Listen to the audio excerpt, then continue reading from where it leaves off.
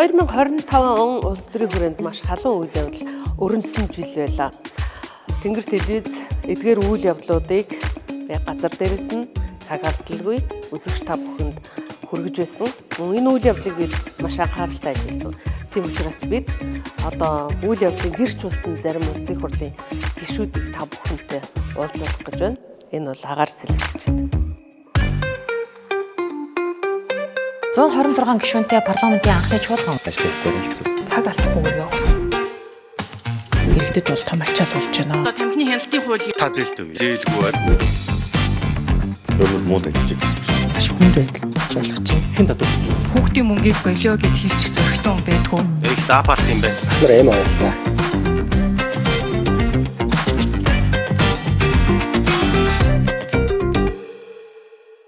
За эдгээр гишүүдийг бид бол агаар сэлгэгчд гэж нэрлсэн. Яг гэвэл та бүхэн бүтэн жил одоо анх удаа улсын хурлд сонгогдоод ундраа гишүүнээс бусдын те ингээд суулаа. Агаар сэлгэгдэж гин үү улс төрд? Яг ер нь бол нөгөө 76 гишүүнтэй байх парламентэд байх хугацаа. Тэгээд энэ 126 гишүүнтэй болсон энэ парламентын харьцуулж бодох бас боломж гарсан гишүүдийн нэг учраас магадгүй хариулахын зөвчм болов. Ер нь хуучин ингээд намын бодлогоор гэдэг нэг хайрцагж явдаг байсан энэ удаа тэр их хит хатуу биш.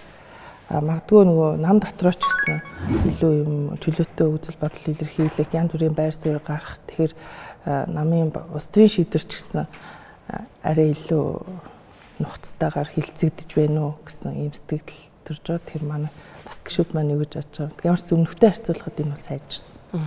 3-ны 2 нь бол анх удаага сонгогдсон гишүүд байгаа.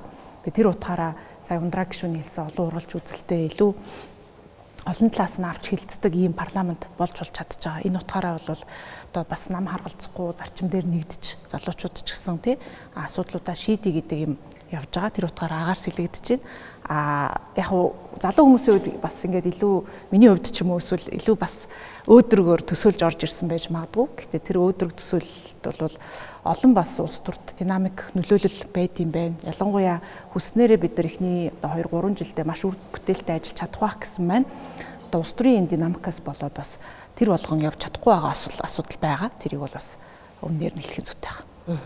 Яг нэг үлдэхэд бол цаг агаар сэлгэгдэж байгаа хэсэг бол одоо телевиз үзэж байгаа хүмүүст үнэх баг.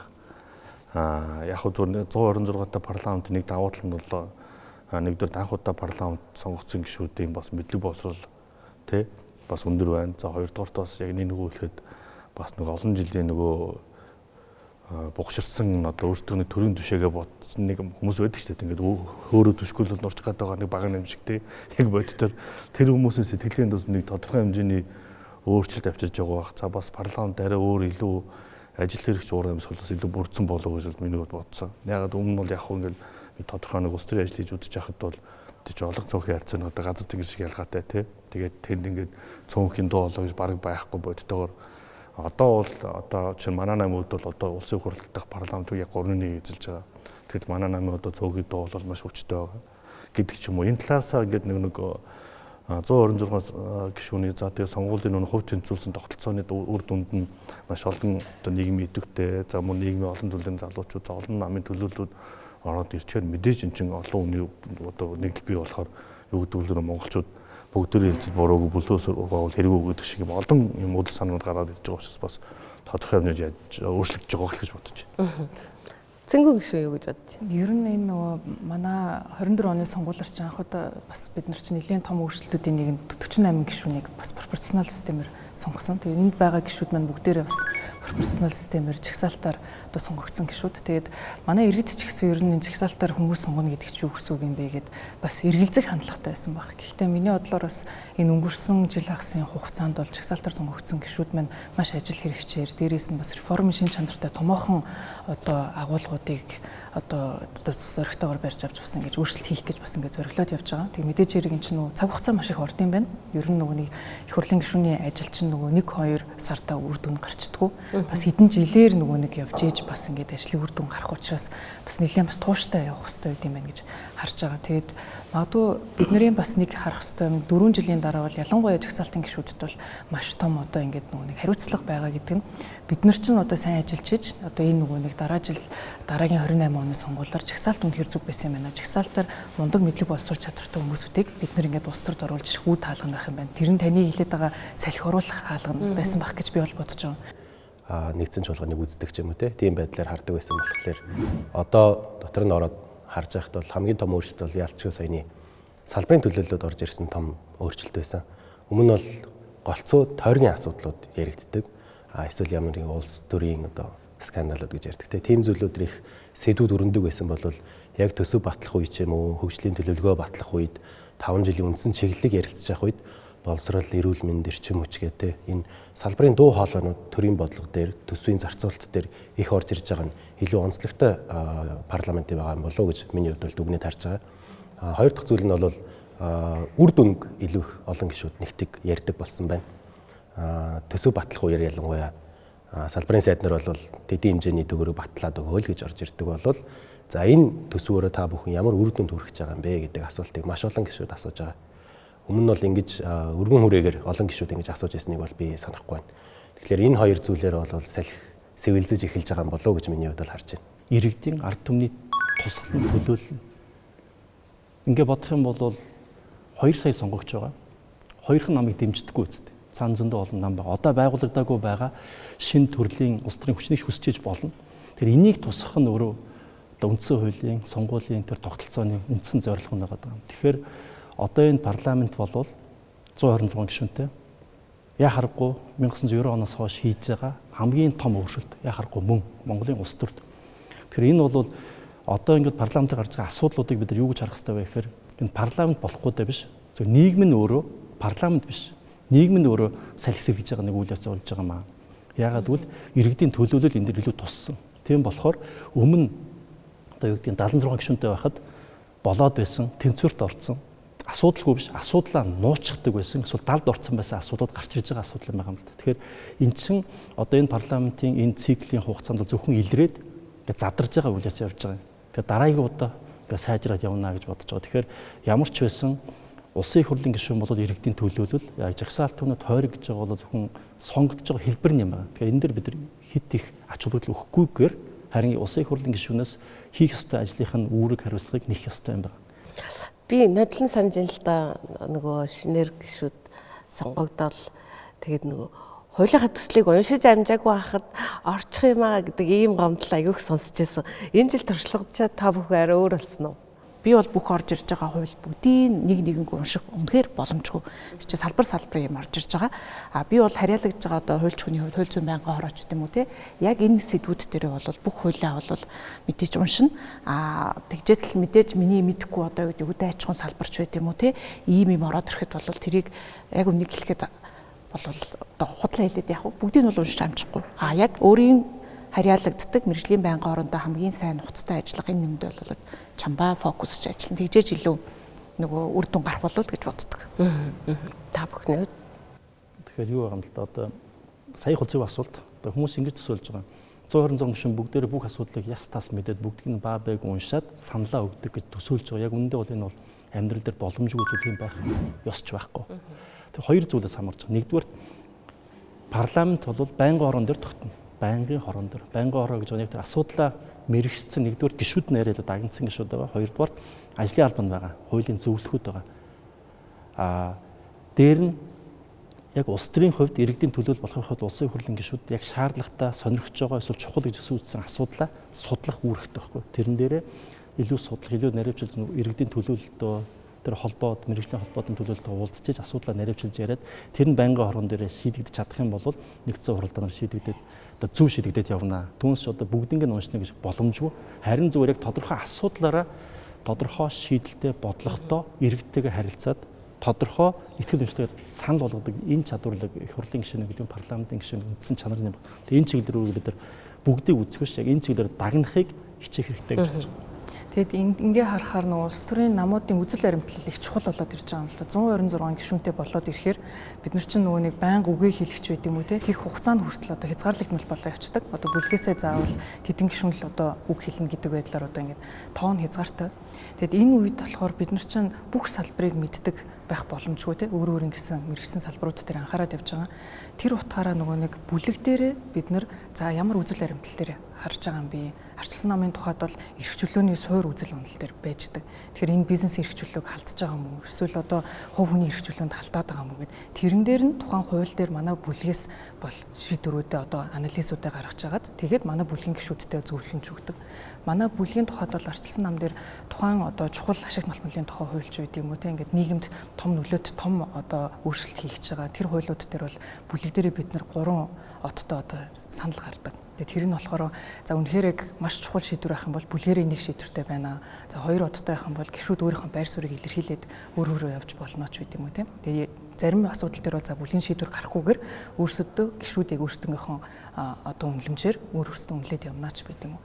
Ингээд яваад ирэхээр нөгөө нэг бүлэг дээр гарч байгаа шийдвэрүүд бас асар чухал болж ирнэ. Тэгээд манай монголчууд бас заримдаа нөгөө улс төрийн нам айгу муухай гэдэг нам бол ерөөсөө хэрэггүй маа гэдэг ингэдэг. Гэтэл нөгөө тогтолцоо маань өөрөө нам дээр одоо ингэж суурилсан байгаад гэдэг те сонгуульчин өөрөө ингэж бас нам дээр суурилж ингэ явж байгаа. Тэр утгаараа бас ингэж намууд маань үзэл баримтлаараа бас аягуулсан ялгараад маш тодорхой ойлгомжтой байр суурь дээр илэрхийлдэг болчих юм бол бас энэ улс төрийн шийдвэр гаргалтуудын одоо нөгөө нэг зарчимтай байдаг талдаа илүү орох юм болов уу гэж би хараад байна. Хэлбэр байх болоо те. Бид нар чинь нөгөө сэтгүүлчтэй хувьд ч гэсэн олон нийтийн хувьд ч гэсэн бүгд л одоо бүх сэдвүүдээр бүх хууль дээр ач холбогдол өгч одоо оролцох хэрэгтэй гэдэг. Ажил сонгодог нөгөө Английн парламент хүртэл нэг хэдэн хүн яг өөрийнхөө чухал гэсэн хууль дээр суугаад яад юм л шүү дээ. Ер нь бол тийм учраас өөрийнхөө одоо тугийг барьж явах тийм сэдвүүдэд илүү их ач холбогдол өгч эхэлсэн гэж би ойлгож байна л да. Өнгөрсөн хугацаанд ингээд та бүхнийг харахад бүгд нэг өөрийн гэсэн одоо улс төр төвтүр болох чухал сэдвүүдэд барьж исэн харагдаж байна. Эргээд дүгнэхэд та бүхний одоо тэр барьж исэн сэдв ямар хуу төвшөнд явж гин, барьж исэн хууль ямар төвшөнд явж гин энэ тухай ярихгүй логика гишүүнээс эхлэх. Тэгээ гол нь би бол боддtiin 126 гишүүнийг эвтэйгээр гэхдээ зарчимтайгаар. Тэгээ гарны илж ажилласаа гэдгийг бол олон түмэн хүсэж байгаа гэж боддог. Тэгээ яг энэ байдлаар бүгдээрээ ажиллаж чадж байгаа юм болов өнгөрсөн жилдээ харьцуулах юм бол илүү яг энэ хуулийг бол жишээ нь энэ гишүүн маш сайн мэднэ. Жишээлбэл тамхины тухай хуулийг номжим гишүүн бол баталгаатайгаар зарчимтайгаар яг зөв зүйл хийж байгаа гэдэгт бол би итгэл үнэмшилтэйгээр тэр хуулийг дэмжинэ. Гэх мэтчлэн цэнгүүн гишээн жишээлбэл эрчим хүчний салбарыг чөлөөлөх ёстой гэж байгаа. Энийг бол дэмжиж байгаа. Тэгээ яг хуулийн төсөл орж ирэхэд энэ өмнө ярилцсан байгаа бид нар чинь багаараа ажилд сурдаг байх ёстой, чаддаг байх ёстой тий. Тэрийг хийгээ явж байхад бол асуудал гарахгүй гэж боддог. Тэгээ миний хувьд бол 3 зорилго байгаа. Улаанбаатар гэлтгүй орон даяараа утаагүй болъё гэж байгаа. Хоёрдугаарт нь төвжирлээ шийдье. Гуравт нь үр дүн суурилсан засаглал буюу энэ татвар төлж байгаа аж ахуйн нэгж иргэн бүрийн төвөрг бүрийг нь бид нэр үр дүнтэй зарцуулдаг болъё гэсэн. Энэ 3 зүйл дээр одоо байж болох их хурлын тогтоол хуулийн төслүүдээр нь ажиллаж явж байна. Тодорхой хэмжээний үр дүн гарч байна. Эхнийх нь утаагаа шийдэх бид нар ногоон сагуулчлалтай зөв болгоё. Гаднаас хөнгөлөлттэй их үсэр татъя гэдэг улсын хурлын 57 дугаар тогтоолыг ундраа гишүүнтэйгээ хамт бид нэр өнгөрсөн хаврын чуулганаар баталсан. Хоёрдугаарт нь төгжрлийг шийдэх одоо яг бодит үнийг хэлэх юм бол сургууль цэцэрлэг байхгүй учраас л төгжрэл өндөр хэмжээнд гарч ирдэг тий. Сургууль амраал төгжрэл гайг болчихдог. Энэ асуудлуудыг шийдээгээд 20 минутынхад үзэл баримтлалыг боловсруулад засгийн газарт өгсөн. Тэгээд салбарын яам нь өөрсдөө энийг батлах юм бол цаашдаа энэ төгжрэл гэдэг асуудал шийдэгдээд явах суурь нь бол бүрдсэн байгаа. Үр дүн суурилсан засаглалын хувьд бол хөгжлийн бодлого төлөвлөлтүүний удирдлагын тухай хууль дээр ажиллаж байна. Тэгээд сошиалар ч гэсэн олон явсан болов уу гэж бодож байна. Хавар баталж байгаа хөгжлийн төлөвлөгөө, намар баталж байгаа төсөв дээр тогтмол шалгуур үзүүлэлт болон үр дүнгэл ярилцсан салбарын төлөөлөлд энийг илүү их сайн одоо наривчилж, уншаад, танилцаад яг өөрийнхөө салбар дээр энэ үр дүн авчрах төсөв мөн үгүй юу гэдэг дээр тулж ажиллаж чадсан одоо 2025 он байсан болоо гэж бодож байна. Тэгэхээр 26 онд бас энэгээ үргэлжлүүлээд явна. Тодорхой хуулийн төслүүдийг ол өргөн бариад батлуулах талаас нь явъя гэсэн тийм бодолтой төлөвлөгөөтэй байна. Таны миний хувьд бол эрчим хүчний салбар дээр нэлээд анхаарч ажиллаж байгаа. Тэгээд эрчим хүчний хуулиудыг бид нар шинжилсэн найруулгаар нь ер нь цаад агуулгаараа ер нь эрчим хүчний салбар цаашлаа яаж явах вэ? Бид нар ч одоо энэ зах зээлийн загварчлалын өөрчлөлөө гэдэг тэр том одоо суурь реформ хийгдэж одоо эхэлж байгаа. Тэгэд энэ бол өөрөө асар урт хугацааны процесс. Тэгээд мэдээж хэрэг хууль эрх зүйн орчноо сайжруулна. Нөгөө талдаа бол ингээд би эрчим хүчний компаниудтай бас энэ жил нэлээд их уулзч явлаа. Хувийн ч тэр одоо төрийн ч тэр цаад агуулгаар энэ салбарт нөгөө хөрөнгө оруулалт ороогүйгээс болоод хүн хүчний одоо дутагдал асар ихээр гарцсан. Тэгээд нөгөө станц дээр маш хүнд нөхцөлд ажиллаж байгаа хүмүүс нь дандаа уулуурхайн салбар руу арай цалин өндөртэй юулуугаа салбар руугаа шилжээд явчих тийм ээ. Тэр утгаар эрчим хүчний салбарын хүний нөөцийн тухай асуудал бол маш хүнд байгаа. Станц дээр бас менежмент хийх хэрэгтэй. Тэгэхээр энэ төрийн өмч компаниудын менежмент тал дээр нэлээд анхаарал би бас эдийн засгийн байнгын оргын тогтоолыг бас амжилттай багтлуулад ингэ явж байгаа. Тэгэхээр яг жижиг алхмууд хийгдээд явж байна. Тэгээ мэдээж хэрэг шууд үр дүн харагдахгүй ч гэсэн ирээдүйдээ бас үр дүн хүрэх юм болов уу гэж бодоод явж байгаа. Ундраа гişүн. Манай жагсаалтын гишүүд маань ингээд тогтоол санаачлаад тухайн салбартаа ахиц дэвшис гаргаад манлайлаад ингээд явж байгааг харахад бас маш сэтгэл дүүрдэг. Тэгэхээр Лусан Чамц гишүүн маань түрүүн хэллээ. Тэр ногоон санхүүжилтийг нэмэгдүүлэх, тэгээ орон сууцын ипотекийн зээлийг илүү оновчтой болгодог болох. Тэгээ ногоон барилгыг одоо хүрэн барилгаас ногоон барилга руу шилжих энэ процессыг илүү хурдасгах гэдэг энэ тогтоолыг бид санаачилж амжилттай батлуулсан. Сая одоо манай цэнгүүн гишүүний хэлж байгаад эрчим хүчний салбарын реформ дотроос яг энэ тулгамдаад байгаа асуудлаа барьж аваад ингээд тогтоол батлуулаад дараагийн ажил руу орж байгаа бас одоо оролцоод явдаг гишүүний хувьд. Энэ парламентын бүрэн эрхийн хугацаанд одоо сонгогдож гараад ажиллаж байгаа чиглэл маань бол барилгын салбарын хууль эрх зүйг сайжруулах, шинэчлэх асуудал байгаа. Тэгээ хот байгуулалтын хууль, орон сууцчлалтын хууль эдгээр асуудлуудыг өргөн баригдахад нь хилцэнэ гэд бэлтгэл ажил хангахад нь бас оролцоо явж байна. Тэгээ ногоон барилгын стандарт Монгол улс одоо анх удаа баталсан. Тэгэхээр бид бол одоо ер нь үүнээс цааш түүнээс нааш хүрэн барилга барихгүй байх ёстой байгаа юм. Миний байр суурь бол тэгжээж бид нар үйлдвэрлэж байгаа эрчим хүчээ үр дүнтэй ашиглана. Тэгжээж бид нар одоо утаагүй болыг бол утаа гаргахгүй байх хэрэгтэй шүү дээ. Тэгвэл утаагүй болно автоматар. За тэгээд цэвэр усны хүртээмжийн асуудал, саарл усны хэрэглээний асуудал, хөгжлийн бэрхшээлтэй иргэд орж гарахад амар тийм байдлаар тохижуулах хэрэгтэй. Одоо ногоон барилга гэдэг бол энэ өргөн хүрээтэй ойлголтыг илүү хуульд тусгах чиглэлээр ажиллаж байна. Тэгэхээр барилгын тухай хуулийн шинжилсэн найруулгыг засгийн газраас өргөн барихаар ажиллаж байгаа. Энд бол ногоон барилга бүлэг болж орж байгаа. Тэгээд бид одоо энэ бэлтгэл ажлын хүрээнд тогтоол батлуулж байна. Монгол банктай санхүүжилтийн механизмыг оновчтой болгох, ипотекийн зээлийн энэ процессыг шинжлэх чиглэлээр бас алдарч авахлан гишүүн ахалсан ажлын хэсэгт ороод ажиллаж байгаа. Одоо яг манай ажлын албаны зүгээс бид нар яг сонгуулийн тухай хуулийг өргөн барихаа ингээд бэлэн болсон байгаа. Яагаад сонгуулийн тухай хуулийг өргөн барих гэдэг нь вэ гэхээр төр өөрөө маш хэмжээний мөнгө гаргаад сонгуул хийгээд тохор. Тэгээд тэрийг дагаад нэр дэвшиж болгон сонгуул хийгээд тохор үндсэндээ юу болж байгаа вэ гэхээр сонгуульч өөрөө мөнгөний хамралт болоод ирэхээр тухайн дараагийн гарсан 4 жилийн цэг чинь тэр чигээр мөнгөний хамралт болчихж байгаа байхгүй. Одоо яг энгийн байдлаар яг нэг өөрлөхэд сая ингээд 2200 орчим хүн сонгуул нэр дэвшсэн. Цум Баян зүрх дөрөвд 83 нэр дэвшсэн.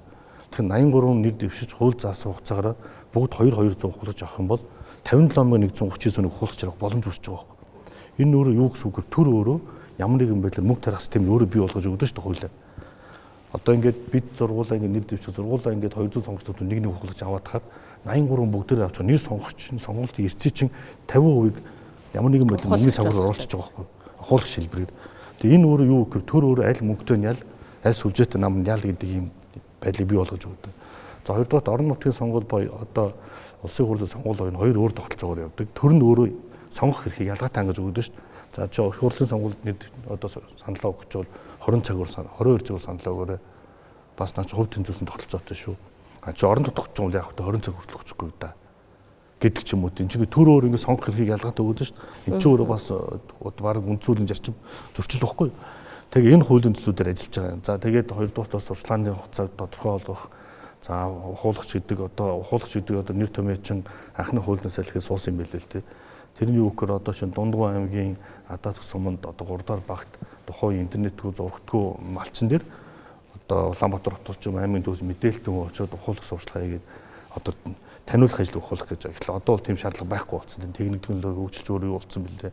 Тэгэхээр тэрийг бол одоо сурчлагын ажилтнаа гэдэг нэрлээд тэгээд тэр 200 сонгогч дотор нэг гэдэг ийм системүүд нь болохгүй бол төр өөрөө ингээд нийтдээ зөвхөн улсын хурлын сонгуульд 33 тэрбум, орон нутгийн дахин 32 тэрбум, 4 сарын зайд 60 тэрбумаар сонгуул хийгээд тэр нэр дэвшиж байгаа хүмүүсийн асуудал чинь амар мөнгөний амралт болчихж байгаа. Яг үндсэндээ бол Монгол улс 1/8 төгрөгөөр сонгуул хийдэг билээ. Сонгуулийн ерөнхий хорооны зөвхөн тайланд өгсөн нэг 800 орчим хүн байгаа. Тэдний нийт одоо бүртгүүлсэн нам эрсдлийн бүртгүүлсэн андивч 114 тэрбум төгрөг байгаа шүү дээ. Тэгэл түүнээс албан босоор ингээд зөвхөн сонгуулийн сарын 4, 5, 6 сард гардаг бэлэн мөнгөний тоо 4, 5, 6 сард гардаг одоо валютын тоо ингээд үзэх юм бол нэг жилд 350 орчим тэрбум төгрөг зах зээл бэлэн нийлүүлдэг байтал зөвхөн сонгуулийн жилүүд ингээд 300 тэрбум гарчиж байгаа байхгүй. Зөвхөн сонгуулийн сарууд ингээд 100 сая доллар гарчиж байгаа. Энэ юунд зарцуулагддаг мөнгө бүртгүүлгийн үнэ зарцуулагдаж байгаа үстэй тий. Тэгэхээр ингээд нэг их нийтэд төгрөгөөр ингээд жил болгон сонгуул хийхээр буцаад энэ нэг их нийт төгрөг хаанаас олох уу гэдэг их усрын хайж эхэлнэ шүү дээ. Тийм учраас ингээд байнгын хэрүүл үүсдэг, сонгуул болгоны дараа юм албан тушаалдан маргаа үүсдэг, тодорхой хугацааны дараа дандаа тендер хүрэл үүсдэг, тодорхой хугацааны дандаа эдийн төрөмгний маргаа үүсдэг. Тэрийг буцаж улс төрчин бие биенээ амрах хэрэгсэл болгоод ингээд ашигладаг. Тэгэхээр энэ системийг өөрчлөхгүй бол манай бидний яриадаг бүх сайхан хэзээ өөрчлөгдөг. Яг л ийм болцсон юм билээ шүү дээ. Одоо Улаанбаатар хотын шахтын суураараа юм. Энийг өөрчилж ил бид нар хамааралгүй болгон. За тэгээд сонгуульд ингээд нэр дэвшээд таньдуг авчаад нам ивсэл авчаад тэрийг ингээд худлаа тайлгнасан бол яах юм тий? Тайлгнаагүй сонгуул одоо нам ивслийг дараагийн сонгуулийг өнжөөдөг байх. Одоо нэг аж ахуйн нэгжээс авах мөнгөний дэд хэмжээг тогтоох гэдэг юм. Ингээд бид санхүүгийн хамаарлуудыг байхгүй болгож сонгуул өнөөдөр өөрөө юу болох юм бэ? Сэгцтэй тэгээд тодорхой бас иргэд сонгогчдод ингээд тодорхой саналаа өгдөг ил тод болох юм бэл. Хоёрдугаар нь одоо манай ажлын хамт нэг ажиллаж байгаа хууль бол бас оюутан залуучдын хөдөлмөр эрхлэлийг дэмжих хууль байна. Тэгэхгүй бол одоо үйлчлэгний бизнест аж ахуй эрхэлж байгаа. За одоо чинь ингээд нэрх юм бол бидний хамгийн сайн мэддэг одоо дэлгүүрүүд байна шүү дээ тий. Тэгээд тэнд ажиллаж байгаа оюутнууд ингээд тодорхой хэмжээ цагаар ажилласныхын төлөө нийгмийн татвар төлж байгаа давхар тий. Аж ахуйн нэгжийн давхар нийгмийн татвар төлж байгаа. Тэгээд хоол унааныхын мөнгнөөс давхар авчаад байна. Тэгээд ийм санхүүгийн ийм одоо системүүдээр бас өөрчлөхгүй бол ингээд оюутнууд ажиллах хүсэлтэй байдаг мөртлөө тодорхой хэмжээний одоо нэг нөхцөл санхүүгийн болон дарамт одоо татврын дарамт шимтгэлийн дарамтаас хамаарат ингээд айлуулах мөнгөө би гар дээр бэлдээ авах те санхүүгийн харилцаанд ингээд дансаар оролцох юм сонирхолтой болдог ч юм уу. Энд чинь өөрөө дахиад ингээд одоо сүүдрийн эдийн засгийг дахиж бий болгоод 70 эдийн засаг бий болгож өгдөг шүү дээ. Тэгэхээр ийм зүйлүүдээр бол манай ажлын албан өргөн барьсан, хоёулангийн өргөн барихад бэлэн болсон байгаа. Өнгөрсөн 7 хоногт манай ажлын албаныхын намын бүлгийн одоо шинэ орчлон намынханд бүлэг дээр бол хуулийн зүйн танилцуулсан. Товчхондоо. Үнэхээр агаарс илгээгдэж байгаа мэдрэмж төрж байна. Эсвэл сонирхолтой сэдвүүдийг одоо сонирхолтой хуйлуудад сонирхолтой сэдвүүдэд туг болж явсан байна. Номжим гишүүн бол хамгийн сүүлд нэлээд сенсацтай тамхины тухай хууль дээр орж исэн. Яг энэ 2025 оноо би бас хувь гишүүний хувьд дүгнээд хэлэхээр бодит бас үр дүн гарсан. Дараагийнхаа ажлын бас эхлэлийг тавьсан жил боллоо гэж харж байгаа. Тэг ингээ харахаар биднэрт яг би бол өөрөө хуульч хүн гэхдээ хийх ёстой юм буюу нийгмийн эрүүл мэндийг хамгаалах зүйлийг ерөөсөө хаягдцсан, нийгмийн эрүүл мэндийн бодлого бол хаягдцсан байгаа. Нөгөө талаар хийх ёсгүй юм буюу одоо төрийн эдийн засгийн оролцоо хэд нэмэгдсэн, за хувийн хвшлийн орон зайг боотчихсон ийм асуудал байгаа. Тэгэхээр энэ дээр илүү одоо голчилж ажиллаад за 25 онд бол энэ төрөөс одоо иргэд болон аж ахуйн нэгжүүдэд маш их хүндрэл учруулдаг юмны суур бол бид нар бол нөгөө Монгол улсад чинь нэг нийгмийн харилцааг зохицуулж байгаа 430 гаруй хууль байгаа. Тэгтэл түүнийг дагаж гарсан, дагахгүйгээр ч ингээд тусдаа гарцсан 2357 журам байдаг. Тэгэхээр бид нар чинь нийгмийн харилцаагаа нөгөө парламентын баталсан бодлого тогтоогчдын хуулиар зохицуулж байна гэж бодоод исэн чинь үгүй. Харин ард түмнээс шууд ирэх аваагүй гүц засаглалын гаргасан журмаар зохицуулаад байсан. Тэгэхээр энийг цэгцлэх хүрээнд одоо бидний парламентын бас нэг суур хууль болж байгаа хууль тогтоомжийн хуулийн нэмэлт өөрчлөлтийг ахалж ажиллаж батлуулсан. За үүний дагуу одоо салбар болгонд ингэж ширэгдэл болж байгаа. Тэгэхээр хааны журмуудыг цуцалж хуулинд энийг тодорхой болгох энэ ажлууд бол засгийн газар дээр хийгдэж байгаа. За хоёрдугаарт нөгөө хийх ёстой юм буюу одоо нөгөө чухлыг орхиод чимхийг оролдоно гэдэг шиг юмыг харахаар ерөөсөө ингээд үр нөлөө байхгүй эрүүл мэндийн салбар одоо ямар байгааг мэднэ. За би юу хийж чадах вэ гэхээр бас иргэд олон нийтийн санал дээр бол энэ тамхины хууль байсан. Ялангуяа хүүхдүүдийн хувьд бол тамхиталт ихссэн. Энэ өөрөө нэг тамхин бүтээгдэхүүн юм шиг одоо ингэж харагдаж байгаа бол цаагаараа асар том нийгмийн эрүүл мэндийн нөлөөтэй. 10 жилийн дараа 20 жилийн дараа манай нийгэм эрүүл хүнтэй байх уу? Төсвийнхаа хэдэн хувийг бид нар эрүүл мэндийн зардалтай байх юм урьдчилан сэргийлж чадах юм уу гэдэг нөлөөтэй хууль. Тэгэхээр энэ одоо хүүхэд өсвөр үеийнхаа эрүүл мэндийг хамгаалах зорилгоор тамхины нээлттэй хуульд одоо нэмэлт өөрчлөлт оруулж ин зохицуулагдаагүй бүтээгдэхүүнүүдийг хуулиар зохицуулъя. Татврын бодлогоор энийг бас зохицуулъя гэдэг энэ хуулийг оруулж ирсэн. Тэгээ энэ дээр энд сууж байгаа манай энэ 6 гишүүдээс шин манай найдлаа гишүүн, шижир гишүүн, лувсан чамц гишүүн хамтран санаачлагч улсын хурал дээр сая хилцэсгээ хийгээд одоо тий одоо дэмжиж ажлын хэсэг гарсан ажлын хэсэгт бол манай ундраа гишүүн, цэнгүүн гишүүн бас харж байгаа. Тэгэхээр энэ бол өөрөө бас чамбааруулаад аваад ингээд удахгүй батлагдах хууль гэж харж байгаа. За одоо бид тэгвэл нөгөө төр хийхгүй юм руугаа их ороод байгаа шүү дээ тий. Төр эмчит компаниуд их байна. Зах зээлийн боломжуудыг боомсон байна гэд энэ чиглэл рүү татврын багц хуулийн дээр хавраас ажиллаа. За төрийн өмчийн компани хууль, төрийн өмчийн нийтийн өмчийн хуулийн дээр ажиллаж байна. Мөн дампуурлын хууль. За ингээд шүүхээс шийдвэр гарсны дараа нөгөө шийдвэр гүйцэтгэлээ иргэний шийдвэр гүйцэтгэлийн хууль гээд одоо системийн одоо шинжтэй энэ юмнуудыг яах вэ гэдэг дээр нэлээд оролцож ажиллаж байна. Тэгэхгүй бас 2026 онд ийшээгээ чиглэсэн ажлуудаа илүү төлөвлөгөө явуулахаар бас төлөвлөж байгаа. За би бол хүн намын төлөөлөл. За хүн нам бол 10 жилийн өмнө яхахгүй нийгмийн захиалгаар бий болсон нам, улс төрийн хүчин. Энэ хоёр нам энэ хിവэрээ явах юм бол арай биш байна гэдэг нийгмийн одоо яг тэр хүсэл тэмүүлэлтэр бий болсон юм байгаа юм. Тэгээд өнгөрсөн 10 жилийн хугацаанд би жишээлбэл олон сонгуульд орсон. Иргэд юу хүсдэг вэ гэхээр наад яриад байгаа юмаа хэрэгжүүл хий гэж саналаа өгдөг. Тэгээс нэг ч хүн за сайхан сөрөө твтж байгаараа гацаагаа зогсож байгаа гэж нэг ч хүн хэлдэггүй. Тийм хүмүүс одоо бидрийг намайг ч дэмжсэн байгаа. Тийм болохоор бид одоо яах ёстой вэ гэхээр хүн намын хувьд бол яг энэ хоёр намаас арай өөр төрлийн улс төрийн хүчин байх ёстой. Тэгээд шинжлэгч гэдэг юм уу?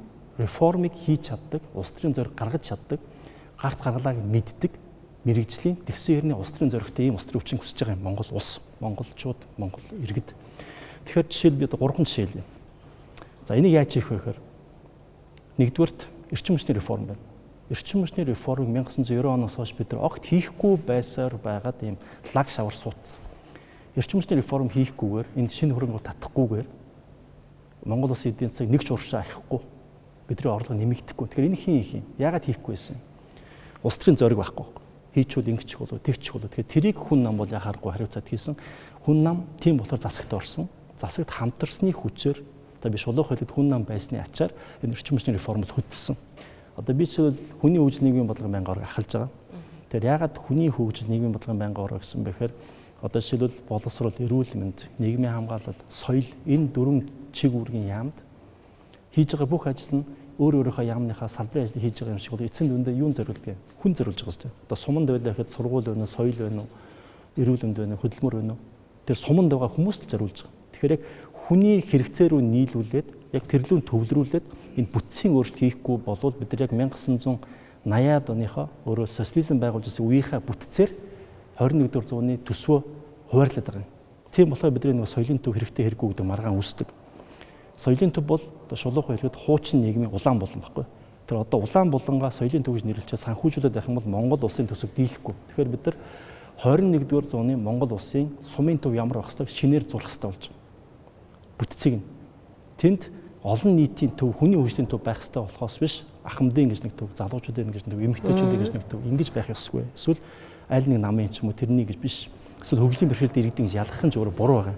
Тэгэхээр яг суман дээр хүнд хэрэгтэй төв нь ямар юм? Тэрэн дээр саяын тэр яамдууд чиг үүргүүд тал талаасаа үр ашигтайгаар нэгтгэж нийлүүлэх юм бол хамгийн үр дүнтэй бүтц болно. Тэгэх юм бол Монгол улсын төсөв үр дүнтэй болох байхгүй. Тэгэхээр бүтцийг ярих хэрэгтэй. Бүтцийг ярихын тулд нэг яам биш. Одоо жишээл ягаад одоо би ярьж байгаа хүний хөгжлийн нийгмийн бодлогын байгууллага бид нар яамдуудыг хооронд нь уялдуулад энэ бүтцийн өөрчлөлтийг хийх ёстой. Энэ дээр бас дахиад улс төрийн зориг хэрэгтэй. Ягаад гэвэл зарим соёлын төвийг нэрийг өөрчилнө, барилгыг өөрчилнө, хооронд нь уялдуулна. Магадгүй зарим улс төрчдийн сонирхлыг хөндлөн. Тийм болохоор энэ бол бас л нэг реформын чанартай ажил юм. Тэгэхээр энэ бол ганц нам хийдэг ажил биш. За баярлалаа. Та хэдийн одоо туг болж явсан сэдв, туг болж одоо барьж явах сэдвийг харахаар нэр үнэхээр жагсаалтын гишүүд дандаа нийгмийг хамарсан нэлээд том сэдвүүдийг барьж байгаа юм байна. Миний анзаарснаар хуучин бол одоо тойргийнхоо нөгөө сумын сургуулийг нэг тавиулчих гал те эсвэл нэг эмнэлгээ засуулчих гал ингээл яг тойрог руугаа илүү анхаарлаа хандуулд үзсэн чинь та нарын ярьж байгаа сэдвүүд маш өргөн хүрээнд байна. Тийм учраас би дараагийн асуултаа одоо нэлээд улс төрчлөлт рүү орж асууя гэж бодлоо. Яг тэгэхээр бид нэр 2025 онд те засгаа унгаалаа, босголоо, дахиад унгаалаа гэд ер нь их юм талцалтай миний хувьд болж байгаа хэцүү жилээсэн болов гэж таамаглаж байна. Та бүхэн эндээс ямар сургамж авав? Чухам одоо цаашдаа ер нь энэ улс төрд явхад яаж явах хэрэгтэй юм байна гэж бодогдов. Олон нийт яг ингээ хажуунаас ч харж байгаа хүмүүст одоо анзаараагүй тийм зүйлс юу байсан бэ? За энэ 90 сая ингээд улс төрийн тогтворгүй байдал нэлээ удаан үргэлжиллээ. Иргэд бол тодорхой хэмжээгээр залхаж байгаа. Гэхдээ энийг би бол өөр өнцгөөс харах хэрэгтэй гэж бодож байна. Өнөөдөр гарч байгаа энэ улс төрийн энэ хямрал гэдэг юм уу, тогтворгүй байдал ч юм уу, ойрхон огцрох гээд байгаа эсвэл ингэ тэмцэл өрнөх гээд байгаа юм шиг байдал бол бид нар нөгөө өнцгөөс нь харж эерэг талаас нь харах хэрэгтэй. Яагаад гэвэл 76 гишүүнтэй байсан өмнөх тогтолцооны тойргийн гишүүдээр суурилсан улс төрийн наман тэм сул иймд улс төрийн тогтолцооноос бид нар одоо зүүрлэх юм бол намаржаанаасаа нөгөөд өвлжөндөө буусан байна. Энэ хооронд чинь бид нар тохирох юм гарна. Хямрал ч юм уу ямар нэг байдлаар үл ойлголцол гарна. Тэгээ одоо энэ бол шин төв дээрээ ингээд товхинж байгаа асуудал гэж би бодож байгаа. Цаашаа та ийм явдал үргэлжлэж болно. Гэхдээ энийг ингээд болохгүй биш. Энэ бол байх ёстой зүйл. Энэ байж байгаа чи өөрөө Монгол улсад хурдан сурах, дараагийн шатанд хурдан шилжих процесс эхлэе гэж би ойлгож байгаа байхгүй. За баярлалаа. Ганцхан дүгнэлт нь бид нар Монгол улс энэ төрийн засаглалынхаа тэр хоёрдмол байдлыг, завсардмал байдлыг нэгэн яралтаа намууд улс төрчид одоо зөвшөөрч байгаад одоо нэг болох ёстой юм байна гэсэн бодлого. За намж өгш. Би яг энэ хавраас хойш үргэлжилсэн процессыг хараад нэг юм надад их тодорхой харагдсан гэж болно. Зүгээр хараад дотор нь байгаа хүний хувьд одоо ойлгож мэдрээд бид нар засах ёстой гэдэг юм. Нэгдүгээр бол бид нар түрүүн манай цэнгүүн гишүүнэлтэй үзэл санааны үзэл баримтлалын улс төр намууд юм байх ёстой гэдэг. Яг одоо бодит байдал дээр үнэхээр үзэл баримтлалын намын төлөвшил маш сул байгаа юм байна. Эрх баригч нь эрх баригч шигээ, сүрэг хүчин шигээ байхгүй. Энд бол нөгөө нам дамсан эрх ашгуудын холбоос бол малч хүчтэй байгаа юм байна гэдэг нь бол одоо мэдрэгдсэн, харагдсан. Тэгэхээр цаашид бид нар тэр улс төрийн намын төлөвшил үнэхээр улс төрийн нам маань өөрөө улс төрийн үзэл санааны үзэл баримтлалын юм институт, юм нэгдлийн одоо энэ чинь иргэдийн нэгдэж байгаа улс төрийн одоо эрхшүүдтэй тийм энийг төлөвшүүлэх тал дээр нэгдүгээрт анхаарах хэрэгтэй. За хоёрдугаарт яагаад улс төрийн намууд өөрсдөө ийм эрх ашгаараа нэгдсэн, үзэл санаагаараа ингэж биш, хоорондоо эрх ашгаараа ингэж нэгдсэн ийм бүлэглүүттэй байна вэ гэдээ харахаар миний хувьд харж байгаа зүйл бол ерөөсөө бидний хувьд бол энэ нөгөө байгалийн баялагын хараал гэдэг үг байдаг.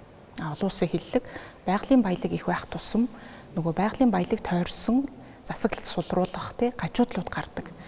Төсөв бол иргэдийн хяналтанд байдаг. Тэсгэл төсвөөс гадуурх баялаг хуваарлтын ийм том системтэй тий платформ болсон. Тэр нь төрийн өмчт компаниуд юм өөр асуудлууд бол байна тий. Тэгээ наанаа ингээд нөгөө харагдаж байгаа нь тийм улс төр боловч цаагаараа энэ нөгөө гажуудал тэмцлийн илэрл юм байна гэж харсан. Тэгэхээр энэ баялагын хараалыг одоо багасгах одоо сайжруулахын тулд бид нар нэгдүгээрт ерөөсөө институцүүдийг чадваржуулах, засаглаа сайжруулах тал дээр маш сайн анхаарах хэрэгтэй. Хүнээс хамаарсан биш, хэн нэгэн бүлэглэлээс хамаарсан биш, ийм асуудал дээр л маш сайн анхаарах хэрэгтэй юм гэдэг хоёр дүгнэлтийг хийсэн. За номжим гүшүүнтэй зарим санал авч тэрийг алгасан явчих. Яг нь ер нь бол манай үндсэн хуулийн одоо засгийн бүх эрх мэдэл ард түмний гарт байна гэд хизээж үйлч түүнийг хөлön залттай шүү дээ боддогоор чи бүх эрх мэдэл хаана нэг үлцгийн газар л байгаа. Тийм учраас энэ засгийн газарт байгаа энэ 20 хэдэн сайдын төлөөл нэг үзэл баримталтай мөртлөө нэг нам дотор 2-3 хуваагдчих шүү дээ боддогоор тийм. Энийг бид сая энэ өнгөрсөн хугацаанд харсан. Өнгөрсөн хугацаанд бол нэг хайхтын монголчуудад тайртай, ард түмэнд тайртай нэг үзэл баримталтай нам 2 хуваагдаад бид нар ингэж хөгжүүлэх байсан чинь чи ингэж хөгжүүлэхгүй байна гэдэг бол хуваагдал биш шүү дээ. Хамгийн бодиттой зүйл хэн илүү хэрэг мэдрүү тэмүүлэх үү гэдэг л юм 2 хуваагдал байсан. Үүнийхээ үр дүнд өнөөдөр энэ засгийн докторгүй байдал гэдэг юм асуудал үүссэн. Яг бодиттой тэнд ирэх мэдлэг учраас тийшэл тэмүүлээд байгаа. Тэнд мөнгө байгаа учраас тийшэл тэмүүлээд байгаа. Тэр нь ирэх барьж байгаа нам тэрийг яаж хувааж авах уу гэдэг тохиролцоогүй учраас хоорондоо үзэж байгаа шүү дээ. Энэ бол одоо зүгээр яг зүгээр ил ярьж болох сэдв шүү дээ. Яг нуугдах юм ерөөсөө биш. Тэгээд үүний төлөө нэг үзэл баримталтай нэг хоёр хуваагдахыг харлаа тий. Тэгээд засагт орсон ороогүй хуваагдахыг харлаа. За тэгээд чи бидэрэд болохыг харлаа. Сүргүчин бас хоёр хуваагдахыг харлаа. Бод өдрийн тийм бодол явж штэ тий. Тэгэхээр ер нь бол ийм тохиолдлууд төр бол бид нар яах ёстой вэ гэхээр нэгдүгээр яг тийм доктортой бөгөөд ойлгомжтой байдлыг төрөөрөө засгийн газар шийдвэр гаргаж өгөх ёстой бил. Яг болж байгаа процесс юу гэхээр улсын хурал дээр бол засгийн газрын ихэнх нь одоо боож ирсэн төсөө улсын газраас орсон төсөл хөтөлбөрүүд одоо хөгжлийн хөтөлбөрүүд яригддаг. Тэгээ бид нар тэрийн талаас нь ярьдаг болохоос засгийн газрын одоо босруулалтын процесс төр ордог шүү дээ. Тэгэхээр энийг бас илүү дэлгэрэнгүй болгох одоо бараг иргэдээсээ санал авдаг болох ч юм уу ийм байдлаар идэх байх хэрэгтэй. Ер нь бол яг өнгөрсөн хугацаанд юу болсон бэ гэхээр Монгол улс маш их мөнгөтэй байсан, маш их боломж байсан, маш их цаг хугацаа байсан. 2016-оос хойш ингэ ярих юм бол гэтэл өнөөдөр багахан эрх мэдлийн төлөө жоохон хийсэн ажлаа маш их PR-аас сурталчилж гайхуулдаг ийм л 10 жил өнгөрчлөө шүү дээ. Тэгэхээр бид нар яг энэ одоо дүүний хамгийн ихний чи бол яг одоо энийг өөрчлөх засах гэсэн чи бол энэ 2028 онд улсын хурлын сонгуульд өөрчлөлт оруулъя гэдэг миний санаа. Тэгэхгүй сүүлийн 9 жил 9 удаа улсын хурлын сонгуульд явахдаа 9 өөр хуулиар явж байгаа. Тэр чинь докторгүй нэгсэн шүү дээ. 9 сонгуульд 9 өөр хуулиар явж байгаа. Тэр энэ мэтлэлийн юмнууд дээр бол бид нар яхах та ер нь бол 2019 онд улсын хурлаар баталсан үндсэн хөлчин бол засгийн газар доктортой байлгах гэдэг л одоо хамгийн гол зорилго тэр байсан шүү дээ. За баялагийг одоо нийт ард түмний мэдэл байлгах гэдэг. Тэгтэл яг энэ хуулиуд юм хэрэгжихгүй шүү дээ. Бид нар хэрэгждүү хуулиудыг хурал дээр хэрүүл хийдэг болчиход байгаа байхгүй. За. Баярлалаа. За ер нь 2025 он их одоо юу гэдэг улс төрийн хувьд бол бас амаргүй цаг үе гэж бас үднэр томьёо хүртэл бий боллоо шүү дээ. Гэхдээ ямар ч сан засгийн газрыг огцрохыг бол би дэмжсэн. Тэгэхээр тэр тухайн үеийн засгийн газрын тэргүүнийг бол шүүмжлэлтэй ханддаг гэсэн. Миний тэр шүүмжлэл хэвээрээ гэдгийг нь бас хэлмээр.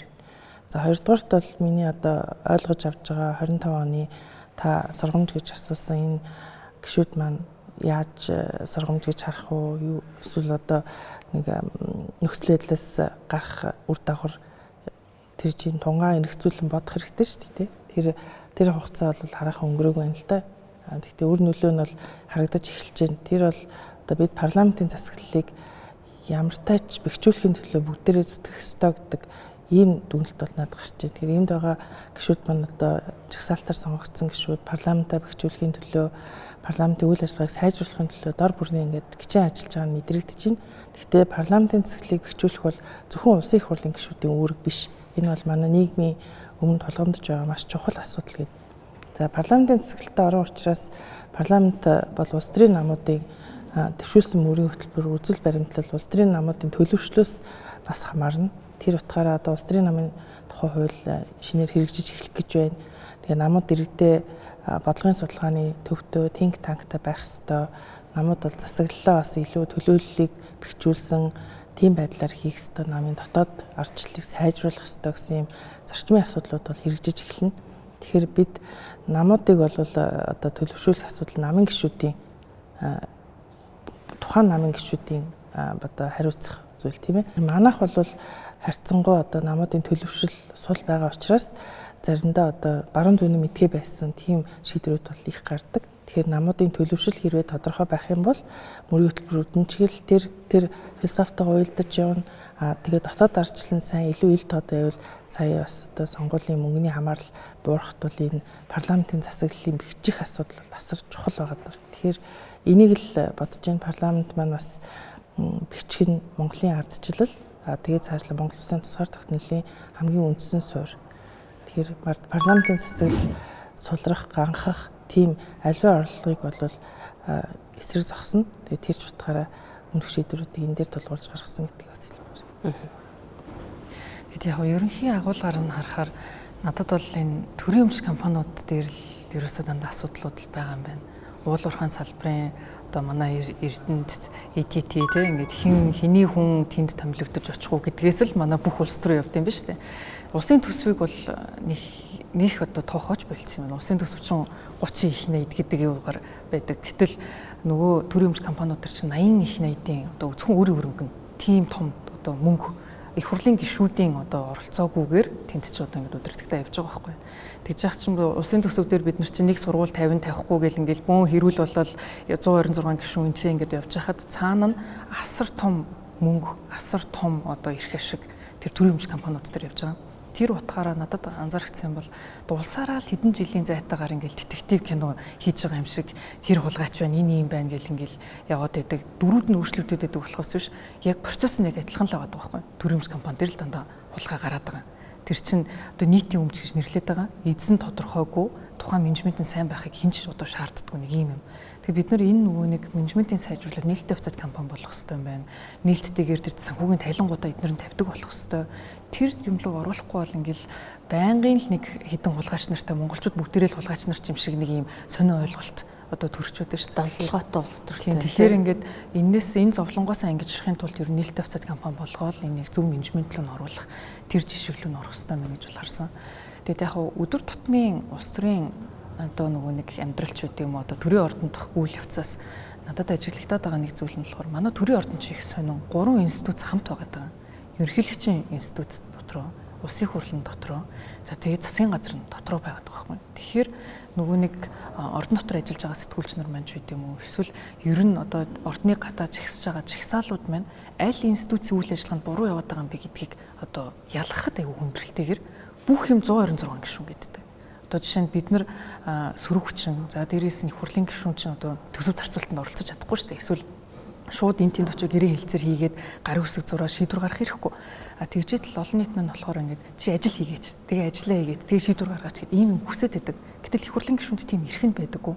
Тэгэхээр энэ зааг ялгааг бас бид нар аягуулсан ойлгомжтойгоор хэлэх хэрэгтэй юм шиг. Их хурлын гишүүн чинь яг хууль тогтоогч тий дээрээс нь хуулийн шинжилэл болохгүй байгаа хуулиудаар нэмэлт өөрчлөлтүүдийг санаачлана. Гэхдээ төсөв зарцуулах эрх энэ хүмүүс чинь байдаггүй шүү дээ гэдгийг бид нар аягуулсан ойлгуулад харуулж иж нөгөө нэг юм зөв тогтолцоолгоо явах байх. Яг үнийг хэлэхэд өмнөх чуулган дээр ч гэсэн хэлжсэн өмнөх 76 их хурлын гишүүнтэй парламент бол гүйцэтгэх засаглал, хууль тогтоох засаглал хоёр нэг тал болчихсон. Тэгэл иргэдийн төлсөн татварын мөнгийг одоо бялуу хувааж байгаа хайтал ажиллаж ирчихсэн. Тэр нь бол маш тод харагдлаа. Тэгээд тэрэн дээр үндэслээд хаврын улс төр бол 2 дугаар ээлжийн хоолндоо ормоор байна гэсэн улс төр байсан болов. Бас тодорхой хэлсэн шижрэг гишүүн хэлж байгаа, номын жим гишүүн хэлж байгаа мөнгө байгаа салбар дээр л одоо тэр тухайн хүмүүсийн эрх ашигыг хүндсэн шийдвэрүүдийг гаргасан засгийн газар байсан учраас маш том өөрчлөлт гарсан. Гэхдээ олон нийтэд бол залуучуудын нэмжлэгийг алдсан гэсэн бас алдаа байсан баг. Намрын улс төрийн хувьд бол гүйцэтгэх засаглалыгаа улсын хурл өөртөө хянах гэж оролцсон улс төр байсан болов уу гэж бодож байна. Тэгээ энэ яг улс төр явж явах процессын хувьд бол хэвлэл мэдээлэлээр ялангуяа хэн илүү харвэ гэсэн уралдаан явсан. Тэгээ би өөр дээрээ дүгнэлт хийхэд бол илүү үзэл баримтал ярьсан тийм зүйл дээр илүү их мэдээлэл өгөөд олон нийтэд нээлттэй ажиллаж чадсан бол гэж одоо бол дүгнэлтийгээ сууж байна л да. Тэгээ яагаад ч юм явж байгаа линд байгаа ихэнх гишүүд нь нүрсчин болол дууссан шүү дээ. Тэгэхээр ийм олон нийтэд илүү ойлгомжтой байдлаар ямар тогтолцоо хоорондын ямар засаглал хоорондын зөрчилдөөн байгаа.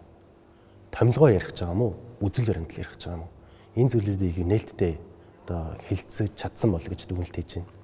Сая хэлсэн 3 засаглал дээр нэмээд манай хэвлэл мэдээллийн одоо засаглал 4 дахь засаглал гэж хэлдэг те. Энэ мань бас улс төрөө дагаад тас 2 хуваагдсан. Энийг бас хууль тогтоож байгаа байгууллагад ажиллаж байгаа хүний хувьд шүүмжилж хэлхээсээ жоохон цааргалсан л та. Тэгэхээр тэрэн дээр би өөр дээрээ дүгнэлт хийж байна. Энэ 4 засаглал хоорондоо бие биенийг хяндаг байж ижил Монгол улсын тусгаар тогтнол, ардчлал, эдийн засгийн эрхчлөө, улсын хөгжил, хүний хөгжил ярих боломжинд бүрдэнэ гэж боддог. Тэгэхээр энийг илүү хүчтэй, илүү олон нийтэд ойлгомжтой байдлаар ярьж чадах 2026 он бай гэж одоогоор төлөвлөж байна. За баярлалаа. Одоо би нэг илүү хувь хүн рүү та бүхэн бүгдээрээ л одоо парламентод ундраа гишүүнээс устна анх удаа орж байгаа.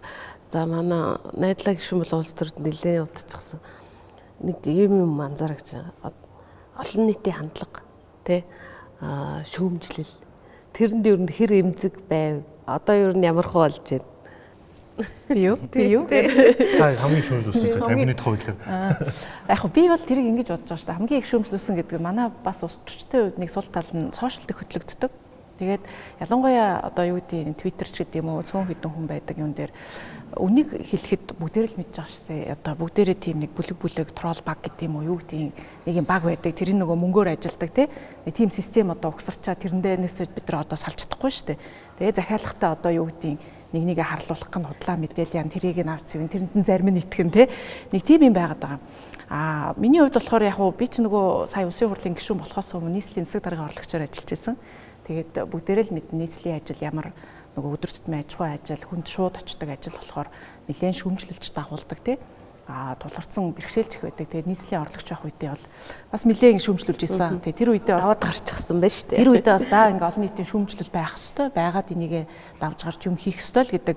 Тэгээд хийх гэж л одоо төрд орж ирж гин хийгээ тэр албан тушаалыг авж гин ингэж байгаа учраас мэдээж зөв зүйтэй одоо шүүмжлэлийг сонсоо засах юмаа заасан. Тэрнээс эмзэглээд авах юм бол байхаа болсон.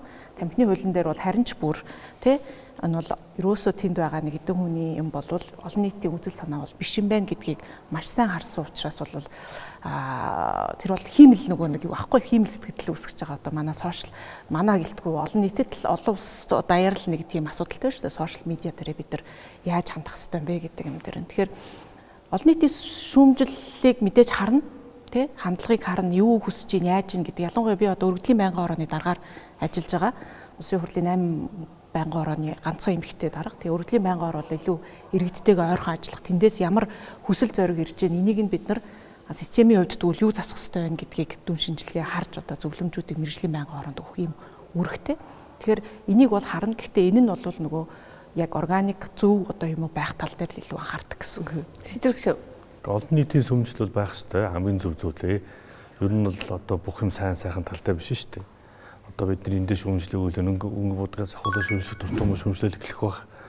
За магтах дуртам сайн талаас нь ярих байх. Бүр аль нь таалагддгүй аль хэлбэр ярих байх те. Тэгээд нэг ингээд одоо дэлхийд дээр байгаа бүх зүйл чинь бүх хүнд ингээд 100 таалагдахгүй шүү дээ. Энд чинь тодорхой хэмжээнд таалагддаг.